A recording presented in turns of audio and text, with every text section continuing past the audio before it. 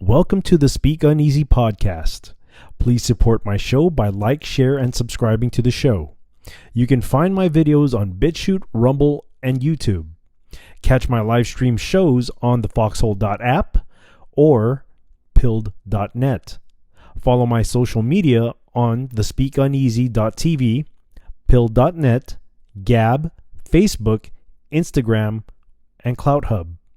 You can also financially support the show by donating to my PayPal, Cash App, Venmo, or visit my merchandise store or join my Subscribe Star. You can also financially support the show by donating gold pills via the foxhole.app or pilled.net. All links can be found on the description box. Thank you and welcome to the bar.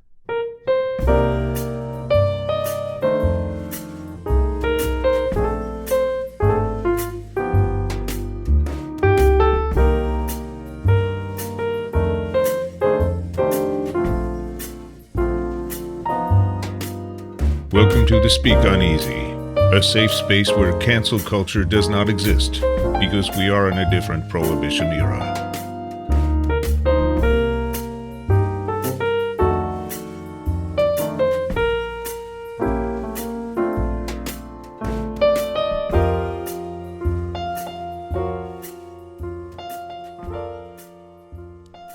Good evening and welcome to another episode of the Speak Uneasy with your host, the bartender. Tonight's random read comes off of the second book of Samuel, chapter 23, verses 8 through 23, David's mighty men.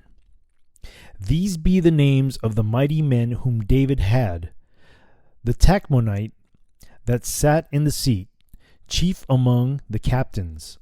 The same was Adino, the Eznite. He lifted up his spear against 800, whom he slew at one time. And after him was Eleazar, the son of Dodo, the Ahohite, one of the three mighty men with David, when they defied the Philistines that were there gathered together to battle. And the men of Israel were gone away. He arose and smote the Philistines until his hand was weary, and his hand clave unto the sword. And the Lord wrote a great victory that day, and the people returned after him only to spoil. And after him was Shammah, the son of Agi, the Hararite. And the Philistines were gathered together into a troop, where was a piece of ground full of lentils. And the people fled from the Philistines. But he stood in the midst of the ground and defeated it, and slew the Philistines. And the Lord wrote a great victory. And 3 of the 30 chief went down and came to David in the harvest time unto the cave of Adullam. And the troop of the Philistines pitched in the valley of Rephaim. And David was then in an hold, and the garrison of the Philistines was then in Bethlehem. And David longed and said, "Oh, that one would give me drink of the water of the well of Bethlehem, which is by the gate." And the 3 mighty men brake through the host of the Philistines, and drew water out of the well of Bethlehem, that was by the gate, and took it, and brought it to David. Nevertheless, he would not drink thereof, but poured it out unto the Lord. And he said, "Be it far from me, O Lord, that I should do this. Is not this the blood of the men that went in jeopardy of their lives?" Therefore he would not drink it. These things did these 3 mighty men. And Abishai, the brother of Joab, the son of Zeruiah, the chief among 3, and he lifted up his spear against 300, and slew them. and had the name among three. Was he not most honorable of three? Therefore he was their captain, howbeit he attained not unto the first three. And Benaiah, the son of Jehoiada, the son of a valiant man of Kabzeel, who had done many acts, he slew two like on like men of Moab. He went down also and slew a lion in the midst of a pit in time of snow. And he slew an Egyptian, a goodly man, and the Egyptian had a spear in his hand, but he went down to him with a staff, and plucked the spear out of the Egyptian's hand, and slew him with his own spear. These things did Benaiah the son of Jehoiada, and had the name among three mighty men. He was more honorable than he 30, but he attained not to the first three, and David set him over his guard. Once again, that random read came from the second book of Samuel, chapter 23, verses 8 through 23, David's mighty men. So for tonight's cocktail, we will be making the blinker. A little history on the blinker before I make the drink. This comes out of tuxedonumber2.com. Doesn't say when the article was written and who it was written by. Let me just double check here. No, it has no information about who wrote the article and when it was written. But anyways, blinker, the obtuse drink, is a welcome treat for grapefruit lovers. The blinker is an odd bird. It resides in the same neighborhood as offbeat classics like the Japanese sealbach and Between the Sheets, recipes that don't really make sense on paper and maybe don't make perfect sense in a cocktail glass either, but work well enough to bring the adventurous drinker on a fun and weird ride.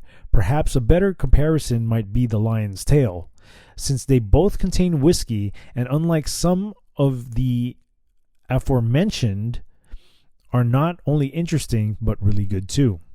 Originally published in the official MITCHERS manual, a somewhat exotic 1934 text by Patrick Gavin Duffy, the blinker might have drifted off into history had it not been illuminated by Ted Dr. Cocktail High in the 2009 book Vintage Spirits and Forgotten Cocktails. The good doctor mostly kept the recipe intact, but made one significant change. He subbed in raspberry syrup for grenadine. He argued that in the 1930s, grenadine and raspberry syrup were often treated as interchangeable, and raspberry syrup, well, tasted better. Since the blinker has gained a steady reputation as a raspberry drink, so much so that some recipes associate the raspberry ingredient directly with the 1930s original, skipping High's alteration altogether. It has become very popular to use raspberry jam or ice cream syrup for this drink. High's version is open-ended, simply requesting raspberry syrup, but Chuck Taggart has confirmed several times that High does not indeed make the cocktail with the store-bought stuff. So that is probably where the trend began. We have always found the best raspberry syrup is homemade. It is probably closer to what Duffy would have used. Smucker's products are mostly corn syrup. Yeah, they are. And exudes the heavenly taste of fresh berries. If the idea of a produce department frightens you, Small Hand Foods has an undoubtedly excellent raspberry syrup in their repertoire. The original version of this recipe does not specify a garnish, but we like to make it the way our favorite barback in Brooklyn made it, with a generous grapefruit peel. Actually, I'm gonna make this one different. It's not gonna be garnished with a grapefruit peel. Rather, it's gonna be garnished with a lemon peel. So once again, that article came out of tuxedo2.com. So let's get on to this. Let's make this cocktail. Let's make this cocktail. Okay, now the first thing we're going to start off with, I already got my glass being chilled right here. So the first thing we're going to start off is this particular cocktail rather uses rye whiskey. So what I have here for the rye whiskey that we're using today is MITCHERS 1753 Kentucky Straight Rye Whiskey. So we're going to do 2 ounces of that and put that into the shaker. I just killed 1 bottle because I had so little left in there. And I have my new bottle, which I'm opening up right now. I'm not a big fan of the rye because it really has this distinct kick to it, and I'm not a big fan of it. But being that we're putting citrus in here and raspberry syrup, it's gonna be an interesting cocktail. So here we go. We got 2 ounces of rye whiskey. Putting that into the shaker. Next, we're going to put about 1 ounce of grapefruit juice, and what I have here is a 1/4 cut of grapefruit, and I'm gonna squeeze this fresh and strain it at the same time. So let's squeeze that grapefruit juice into the shaker.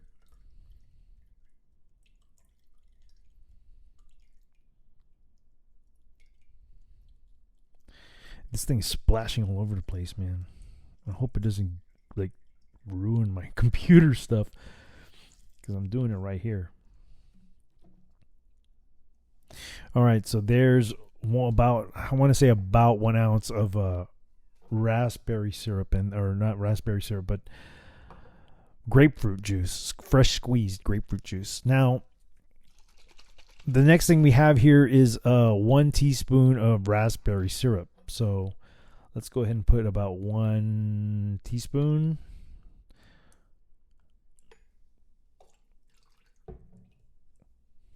Okay.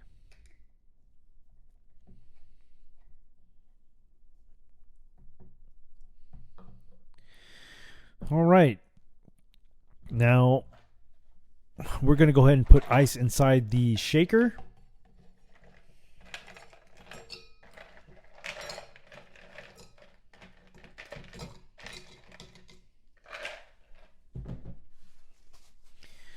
Wipe this down, man, because I don't want my stuff getting all messed up here.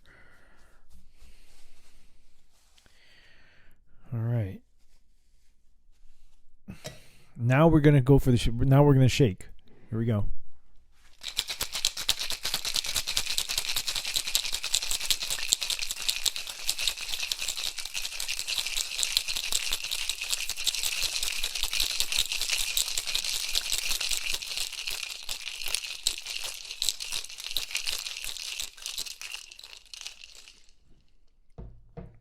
Next, we're going to go ahead and dump the ice and water that was chilling our cocktail glass.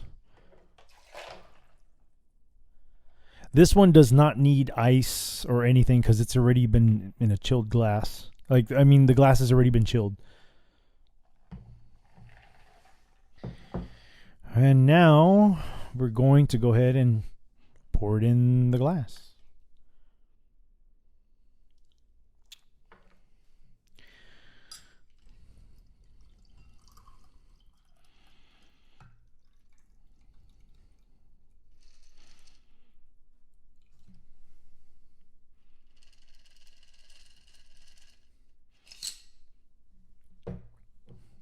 All right. Now for the moment of truth, for the blinker, the taste. Here we go. Here we go.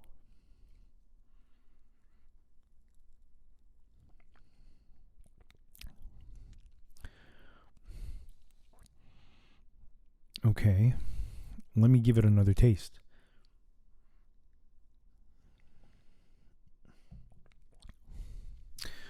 Pretty interesting. So, you don't taste the rye or even the grapefruit. It balances out. It's a very refreshing drink. You might want to have more than one of these. It's not bad, and I'm not a rye whiskey fan at all, but this is a very drinkable drink. It's a well-balanced drink. It's not too sweet either. It's just a well-balanced drink. It's it's very good to drink, especially if it's a hot day. Oh, this is a definitely go-to right here. So there we have it, guys. The blinker. Cheers. And on to the show. So today we have a few articles here for review. The first of which is going to come from my go-to, which is one of my go-tos, to be honest. This one comes out of socialjustice.news. This article was actually written almost a month ago, on June 30th, by Ramon Tomei.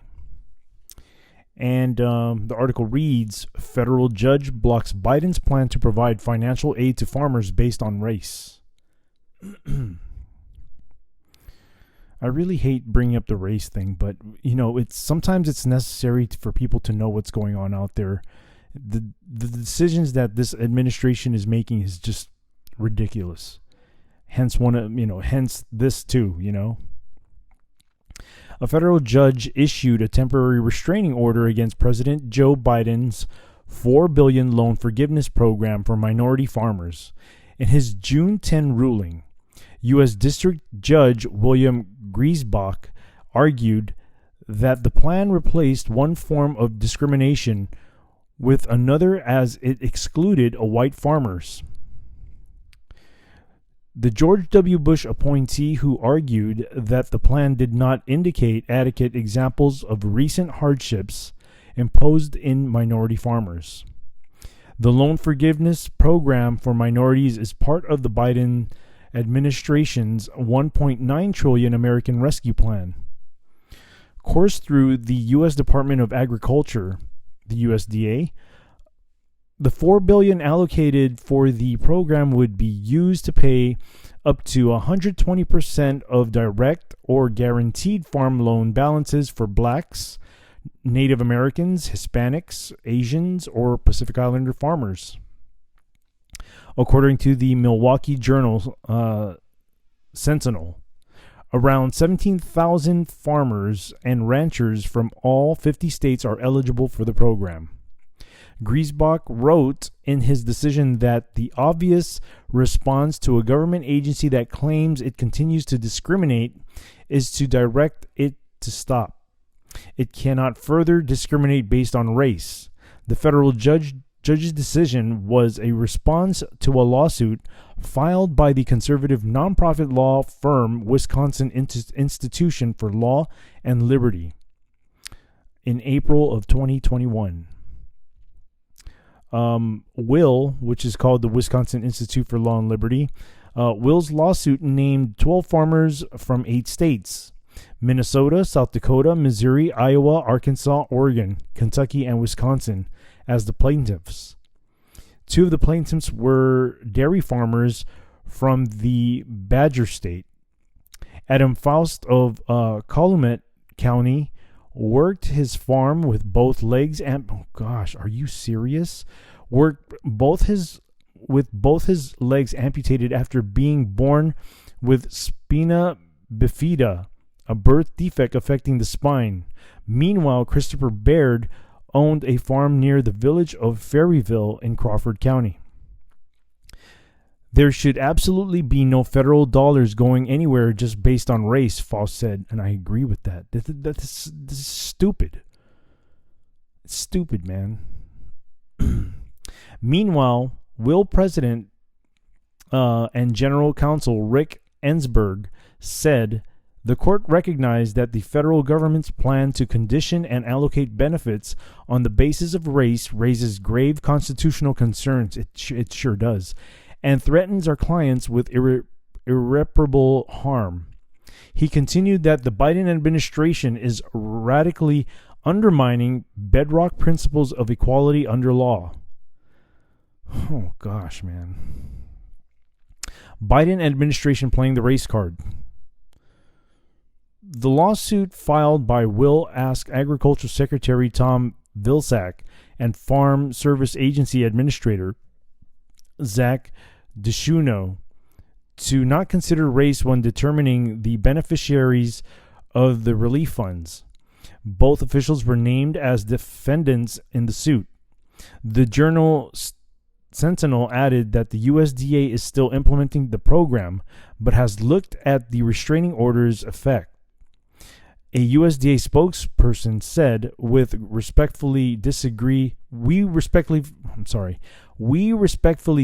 with the temporary order and forcefully defend our ability to deliver debt relief to socially disadvantaged farmers. They added that the Agricultural Department will be prepared to provide the debt relief authorized by Congress once the order is lifted. This is stupid because I think all farmers are having a hard time right now. They're all having a hard time. This is stupid. According to federal officials, they recognize the farmers and ranchers belonging to minority groups faced, here we go, systemic discrimination. This resulted in both groups suffering from substantial losses, reduced farmlands under their control, and issues with debt, all worsened by the ongoing Charlie Victor 19 scamdemic. I had to change the words on that because I am not buying that. I'm just not buying it. However, this recent instance was not the only time the Biden administration openly discriminated against whites. Last month, Congress set aside $28.6 billion for a restaurant revitalization program to help the industry hard hit by the lockdown mandates. You know, that didn't even have to happen, but they did anyway because... Okay, I got to stop. Let me finish this article and then I'll vent. This amount, part of the American Rescue Plan, was 7 times the budget allocated to farmers. The money would be coursed through the Small Business Administration. Instead of fairly distributing the money based on need, the SBA put stringent identity-based restrictions in place. This just gets frustrating the more I read. For the first 3 weeks of the program, women, veterans, or socially and economically disadvantaged individuals were eligible until the categories were broadened. By the time the program became open for more beneficiaries, the SBA said on May 18 that it had already received more than 303,000 applications among the more than 69 billion. More than half of the applications from the priority groups, socially and economically disadvantaged business owners, women, and veterans, had already submitted applications amounting to 29 billion by May 12th, the agency added. Will stepped in to help business owners through a lawsuit it filed, which sought a restraining order for the SBA relief program. But the U.S. District Judge Travis McDonough denied the request. You piece of shit. Arguing that Congress cannot reasonably have been expected to predict the demand for funds and how these would be allocated between priority and non-priority applications. The magistrate also wrote in his decision, Congress has gathered myriad evidence suggesting that the small businesses owned by minorities have suffered more severely than other kinds of businesses during the Charlie Victor 19 pandemic. Furthermore, the government's early attempts at a general economic stimulus disproportionately failed to help those businesses directly because of historical discrimination patterns. Oh my gosh, dude. Once again, this article came from socialjustice.news. This was published in June 30th of this year, written by Ramon Tomei. Here's my take on this, man. You know, this whole race thing has been being pushed since number 44. It has, and it's been his administration that's been dividing us racially. It's gotten to the point that I'm so sick of it. You know, I have a say in it because I'm a freaking minority too, but I don't identify as such. I identify as an American. Like, culturally speaking, I'm Asian. Yes. But does that make me who I am? Not necessarily. Maybe just culturally it makes a part of me. But I was raised American. So all of the American values have been instilled with a little bit of Asian twist to it. I've been raised in U.S. soil ever since. U.S. soil ever since. I'm not going to be ashamed of that. There are so many people who died for this country. And this is the gratitude that we give them.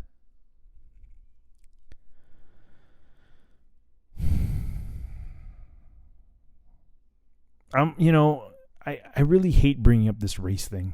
I really do. But this is like one of the prongs that they freaking throw out there to divide us. Not to mention that during this whole bills that were passed to give relief to people, they were approving money for countries outside of the U.S. that had nothing to do with anything as far as the pandemic goes. That money should be going to us. Like, it shouldn't be going to any other country. I think I've worked my ass off enough to expect something back for what I've produced out for this society. And I think all Americans can agree with that. They work for them. They work for them, right? Americans work for themselves, for this country, right? They don't pay the taxes for these government entities to throw them out to other countries. Why should we provide anything for other countries when we can't even provide for our own people here? It doesn't make sense to me. Things were beginning to get fixed when 45 was in. And I understand that there's only so much that he can do because he's surrounded by a lot of these corrupt MFers.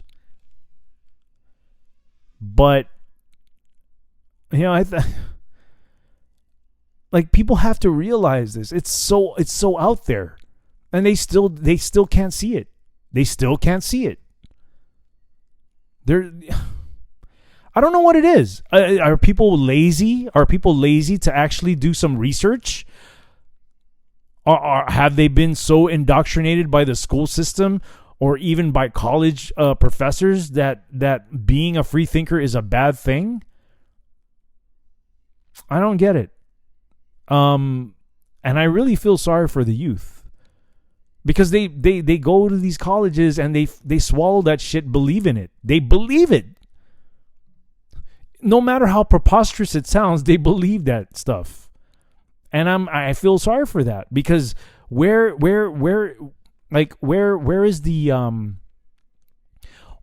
the creativity of your own mind? Where do you expand your mind to think of different ideas? They're putting I've mentioned this many times before, that they put people inside a box and keep them inside a box. And the way people actually succeed is if they step out of that box and do something different. But they make it seem that stepping out of the box is against the grain and evil. And I know I'm going off on a tangent here when I'm talking about this. I'm talking about minority, I'm talking about these farmers that are denying financial help they're denying white farmers financial help. And honestly, the whole farming industry is having problems. They all are. Shortages of food, shortages of water. Not to mention that Monsanto has so much grasp in all the produce of all these farmers. They have a stranglehold of it. This is sickening. It really is. I really wish that the youth would at least please look into this. Like, research stuff. It's going to affect your life. It's going to affect your future's life. If you plan on having kids, it's going to totally affect them. I never used to care. I never did. Until 2006 when I woke up and I said, whoa. I have a son, and I'm responsible for my son, and I never want my son to have to go through what I went through as a kid. So I started breaking my chain, because it was constantly fatherless home. Father was always absent with me, with my father. I don't know what happened to my grandfather's father, but I had to break that chain. Like, I had to start having a relationship with my son. And I had to be more present there for him, to guide him. Now, whether or not he takes my advice and all the values that I instilled in him, that's up to him. But he clearly sees a lot of these things that I've been talking about when he was young. I just wish that the youth would just do a little bit of work. It doesn't take that much. It doesn't. Don't believe what the news tells you. Look who funds the news. There's only 7 major corporation news outlets out there that... Is it 7? I don't even know. I don't even know the numbers on that. Maybe I have to do a little research on that, but there's only a handful. I want to say like a handful of news outlets that control, quote, news. But there's a bunch of people out there who are independent journalists and podcasters. I'm a podcaster, and I don't consider somebody who does the news. What I do is I find articles that are interesting. I read them and react to them and have a discussion about them. Give my point of view. So I don't even consider this what I'm doing news. This is just commentary. This is just my thoughts. I mean, even just to do that, right? It sparks curiosity in the mind for you to kind of dig more deep into what the initial story is that you find. But no, people are so robotic. People are lazy, and they choose not to do the work themselves, which is unfortunate. And it's weird because when I was in school and I went to, I was a product of the public school system during my high school years.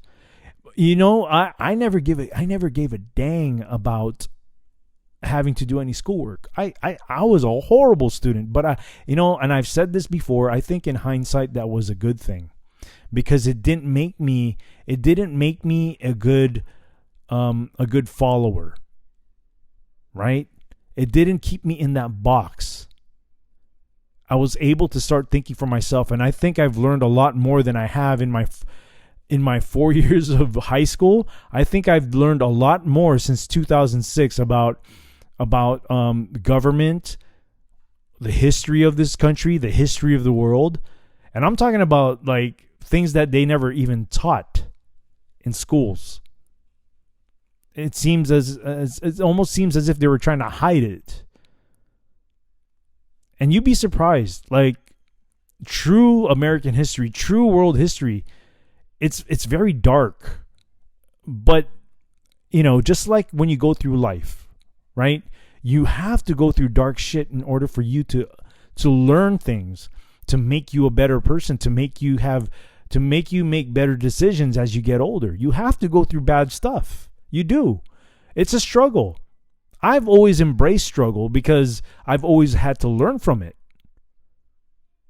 Embrace it. There's nothing wrong with going through the struggle. There's nothing wrong with that. I don't know. Well, that's just me ranting. That's just me ranting about this. I'm pissed. I'm not white, but I feel for the white farmers because the whole farming industry is having problems. And if you're gonna cut down white farmers, like, dude, that's we already have a food shortage, and you're gonna make it even worse by cutting down more farmers and messing with their livelihoods. I wouldn't say some of them, but a lot of these farms are generational farms. They've been passed down from generation to generation, and they're being destroyed. Not to mention the fact that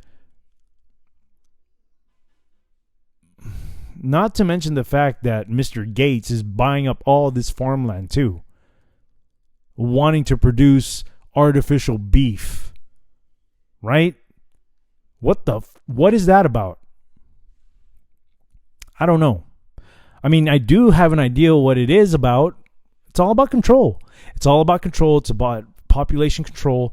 It's all about control, man. And I know I sound like a hippie, man, but honestly, that's the truth. It's all about control with these people. It's all about control. So, that's my take on this article. I'm gonna take a break right now, and we'll review the next article or articles. I don't know yet. We'll see. I need to get some. I need to have a drink right now. I really do. So, I will catch you on the other side. And welcome back. So the next article that I found of interest comes from the same website, socialjustice.news. This one was published on July 16th of this year, and it was written by the news editors, whatever that means. I don't know what that means. Nonetheless, I'm going to review it. Article reads, horrible. Bravo Lima Mike issues statement supporting Marxist Cuban tyranny. Oh boy. Okay, it looks like this article was written by Steve Watson and was republished from summit.news. Rather than condemning the Cuban regime, the Bravo Lima Mike statement blames the U.S. government under President Trump for inhumane treatment of the Cuban people. I guess there's a bunch of tweets here too that I'll be reading. This one tweet is from Andy No.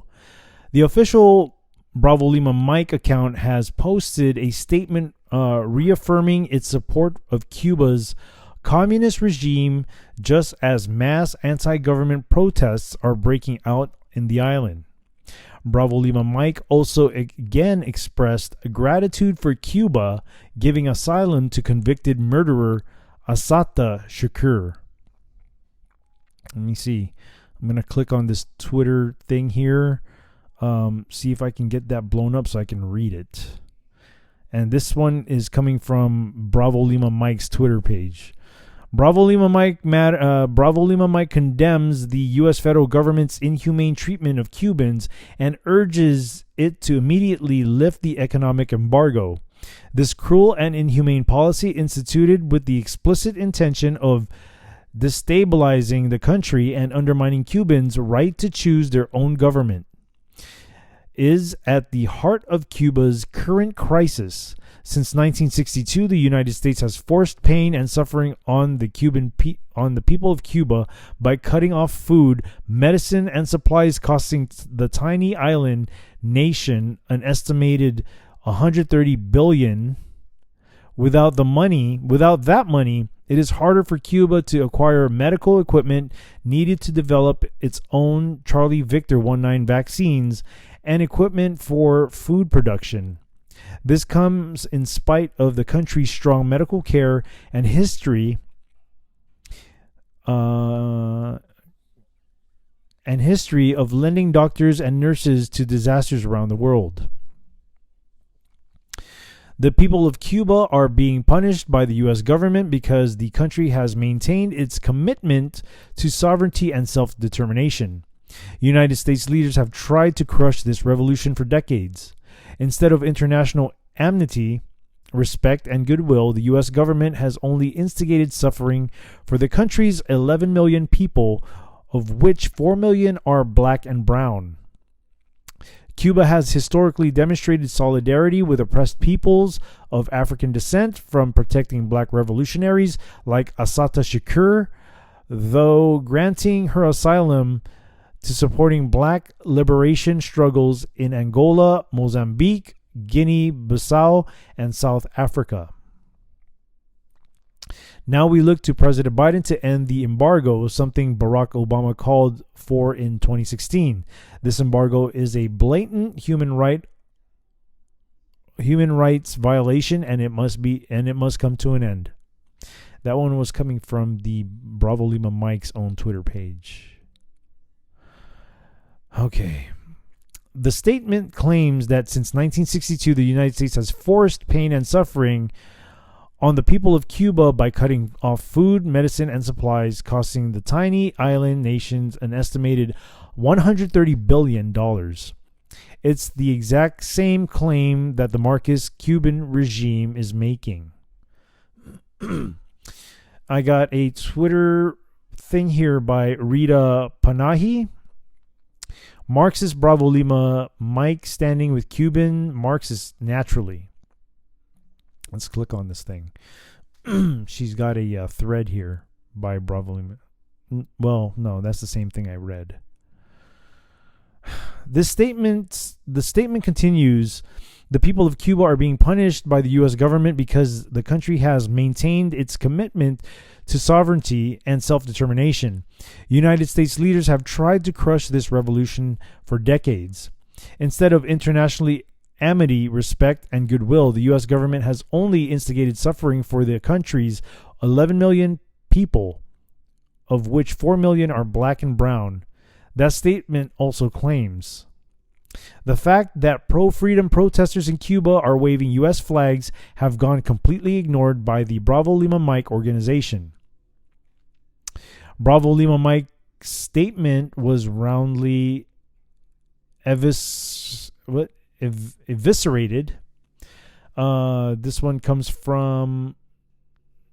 This is a Twitter pay. Was a Twitter thing by Giancarlo Sopo, and by that name, it sounds like he's probably from Cuba, or he fled from Cuba. Disgusting. Despite the Cuban dictatorship's murdering and beating of protesters, many of them black, Bravo Lima Mike's statement on Cuba condemns the U.S., praises the Castro regime, and makes no mention of the atrocities being committed by the dictatorship. Hashtag SOS Cuba. Hashtag Patria y Vida.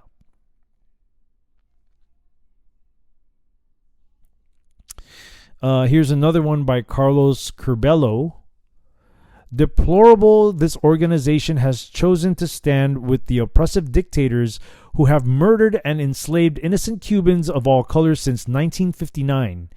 The people responsible for all the death and misery in Cuba are mostly white men who Bravo Lima Mike has now embraced. Here's another one from Mark Hemingway. So much of the American establishment last year went to bat for an organization that is quite predictably defending an oppressive communist regime. Also, contra this obscene statement, the Cuban communist regime remains actively racist.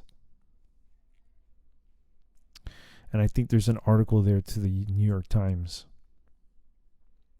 Here's another Twitter thread from Dan McLaughlin. Oof, yeah, the Cuban people did not choose this regime. And until Fidel Castro fully consolidated his power, he didn't admit that he was going to build a Stalinist state. Thread continues by Dan McLaughlin. Cubans' right to choose their own government, in quotes, has nothing to do with the government that is subject to the embargo. Mozambique, a Marxist government that persecuted churches, plunged the country into a civil war and made a third of the population refugees. That Mozambique? Good point. Good point. Tom Nichols' Twitter thread is here. This is inane. I'm assuming he's trying to say insane, but he typed in inane. And whoever wrote it should have read at least one real book about the Cold War, and not the one by Howard Zinn. Here's another Twitter feed from A.G. Hamilton. Very revealing that these organizations are releasing statements openly parroting the anti-U.S. talking points of the communist regime that the Cuban people are risking their lives protesting against. Right, man. And there's a lot of videos out there that are showing this, but people just refuse to see it. Sheena Grayton's Twitter thread reads, "This is a really, really bad take. Supporting a dictatorship is the opposite of supporting Cubans. Right to choose their own government." I agree. Stephen L. Miller Twitter thread reads, "Where did the millions go to that Bravo Lima mic collected in donations last year?" I'll tell you where it went. It went to the founders' brand new multi-million dollar houses. That's where it went.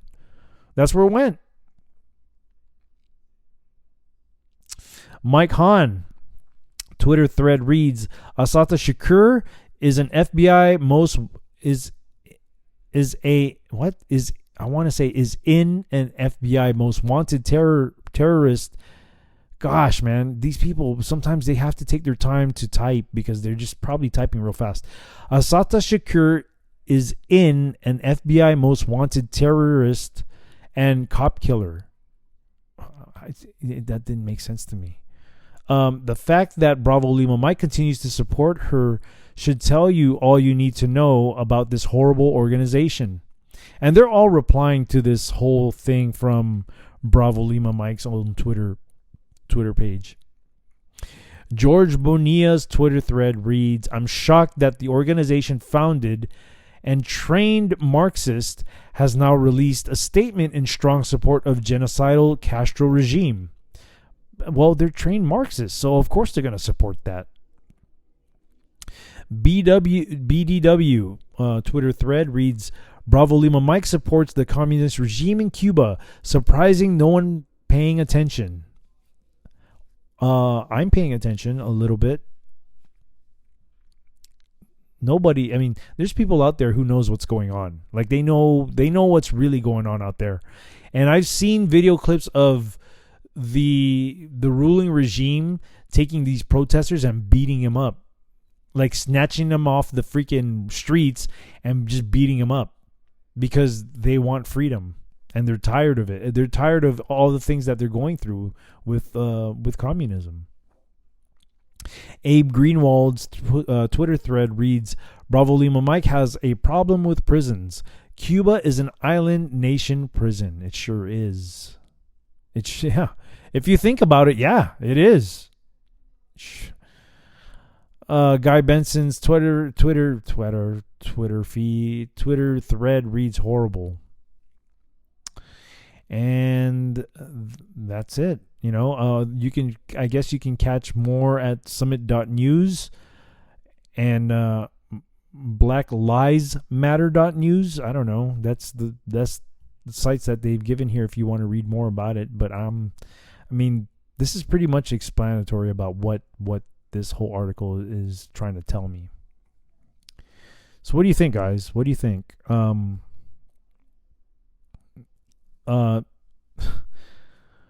They're using the guise of race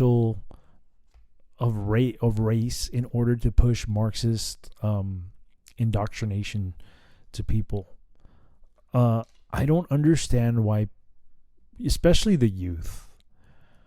I mean, I kind of do understand, but I don't understand how they can be taken for a ride like this. They're being taken for a ride. a lot of them are white liberals too, and I don't get it. That's the part I don't get. You know, for virtue signaling themselves, and they're telling, like, I've seen video clips of white liberals telling black people how they should live or how they should be feeling oppressed when there's no such thing going on. You know, they're the one doing the oppressing as far as oppression goes. That's just my opinion. I really hate talking about the whole race thing. You know, I grew up not seeing color. Were racial jokes made? Sure they were. Yeah, they were funny, but there was no ill will on it. It was just to get a laugh out of somebody. And it was also kind of a, you know, it also becomes a sport when you're insulting people sometimes, just for the entertainment value of it and no ill will. I mean, I can openly joke around about myself being an Asian. I can, and I'm not ashamed, because a lot of the things are true when it comes to Asian culture when I start talking about myself. But as far as the whole driving part goes, I think, you know, and I don't want to jinx myself. I'll knock on wood, right, with the driving, because honestly, I think I'm a decent driver. But then again, I started driving when I was like 10 years old. That's when I started learning how to drive, and I started driving like stick shift. But you know, I'm mature enough to make jokes on my own race, sure. And I think it's, you know, I don't think there's anything wrong with it. But you know, these people, and mind you, as I'm talking right now, I'm holding this book up called The Rules for Radicals, which was written by Saul Alinsky. And this book plays into the tactics that these mother effers are using, because they're using this as a, like, they keep forcing it. They keep saying, right, one of the famous lines in here is, you keep telling a lie for so long that they'll believe that it's the truth, even though it's still a lie. And this is exactly what they're doing, you know? And they're using race. Like, they're keeping people down. Honestly, they are. And I'm going to keep saying the same thing over and over again. You know? People choose whether or not they want to be a victim. I'll use myself as an example, you know. I came from a broken home, and it's very easy for me to choose one path over another and just say to myself that I'm like this because of ... right? I put the blame on something else. But that's not what I did. This is what I did. What I did was, okay, so I went through this, and I don't want this for my own family, so I'm going to go this route, because I have the power to change that. And I think everybody out there has the power to change wherever they're at in their life. They don't necessarily have to, I mean, they shouldn't make themselves a victim of anything. Do things happen where it doesn't work out the way you plan it to be? Yeah, of course it does. That's life, dude. Life strikes you with a lot of stuff that you don't expect. And it's what happens after you go through something like that makes you, right? The resilience of getting back up and going back out in a fight. Because I remember watching Rocky, the movie, and this is a great example of it. Watching Rocky the movie. So Rocky was this nobody boxer, and all of a sudden, you have the world champion Apollo Creed, who decided he was going to pick Rocky to fight some nobody, right? And Rocky thought about it, like, should I just take this fight for the money? Yeah, he was in the beginning. He was thinking, yeah, I'm just going to do it for the money. But then, you know, he started thinking more about it, and he started getting serious and started talking to his trainer Mick. Right?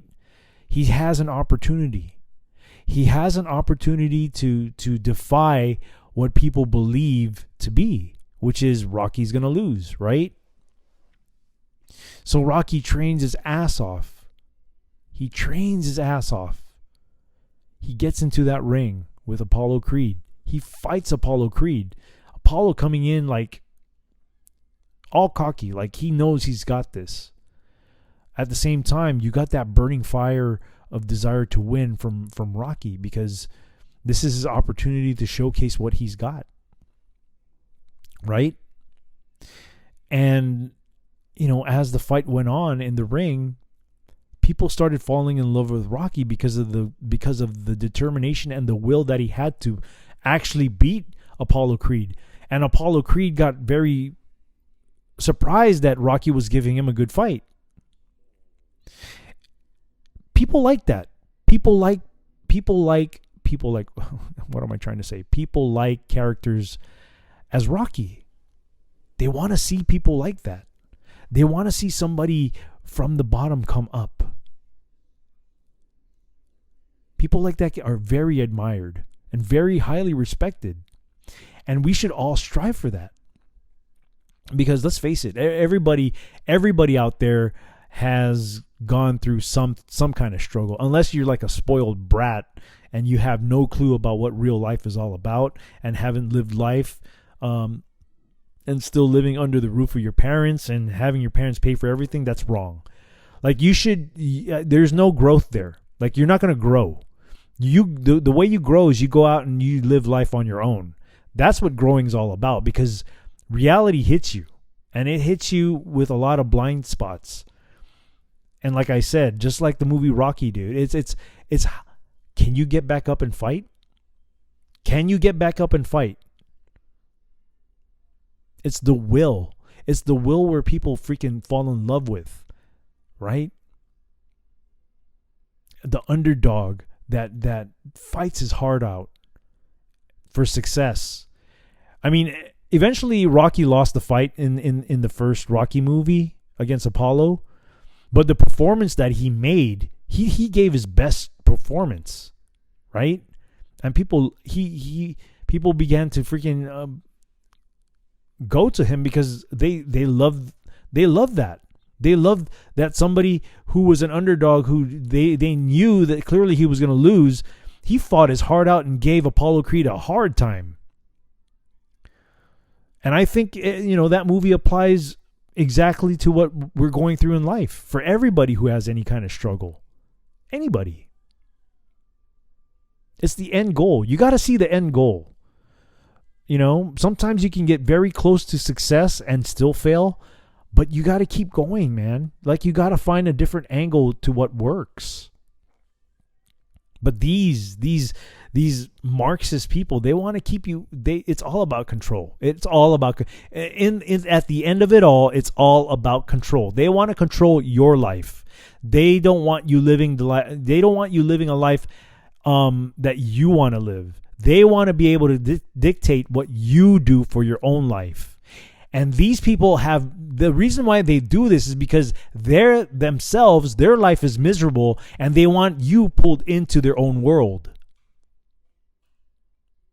So you got to get out there, and you got to go out there, experience life, get out of the box.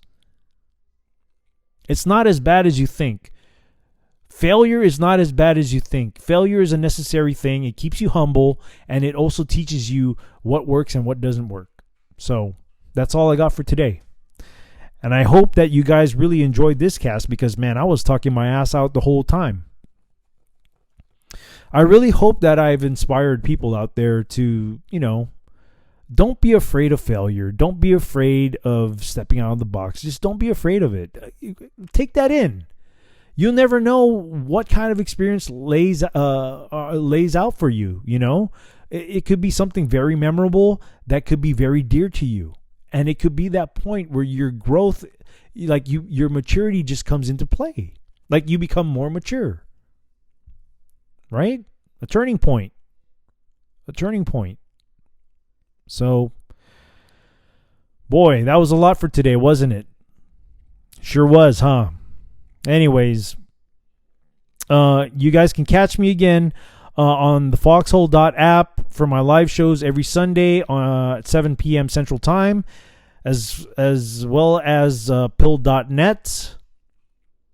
You can support my show by going to my clothing store, or my merchandise store rather, and also through financially supporting me through my PayPal, Venmo, Cash App, and also through Gold Pills at thefoxhole.app and pill.net.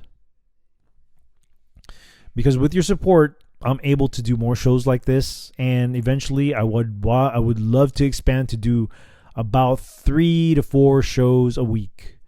Maybe 2 recorded and 2 live, or maybe 1 recorded and 3 live. I don't know. That all depends on the support I get from my listeners, and I'm very thankful for that. I'm very thankful. So, as I end every show, and I will definitely see you again. With that being said, The bar is now closed.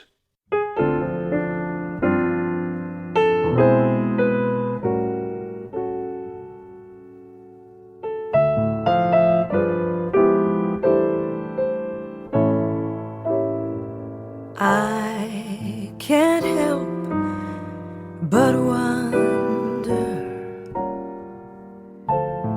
if I'm under a spell. It's more than a passing notion. I've never fallen with such devotion. I can't help but wonder if it's only a dream. Am I naive, or can I believe that things are really as they seem? Can anyone explain it? How to understand what's true? I know I just can't tame it.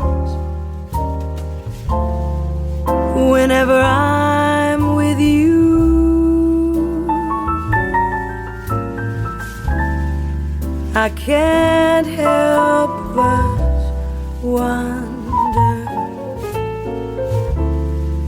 if you wonder about me.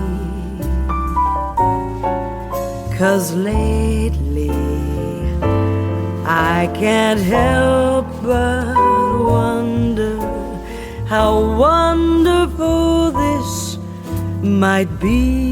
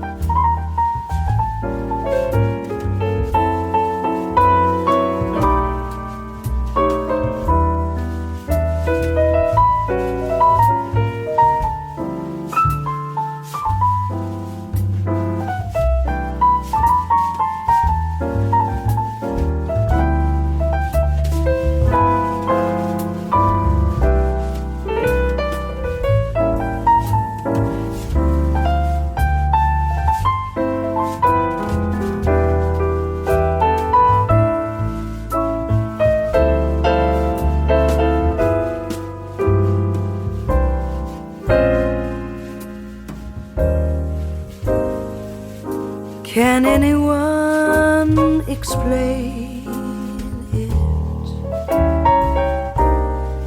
How to understand what's true? I know I just can't take it. Whenever I'm with you,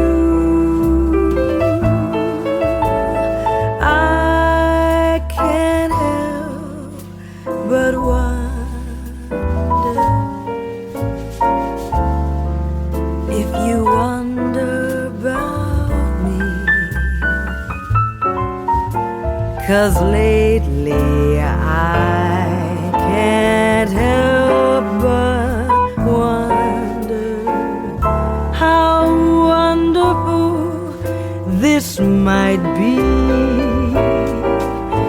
'Cause lately I can't help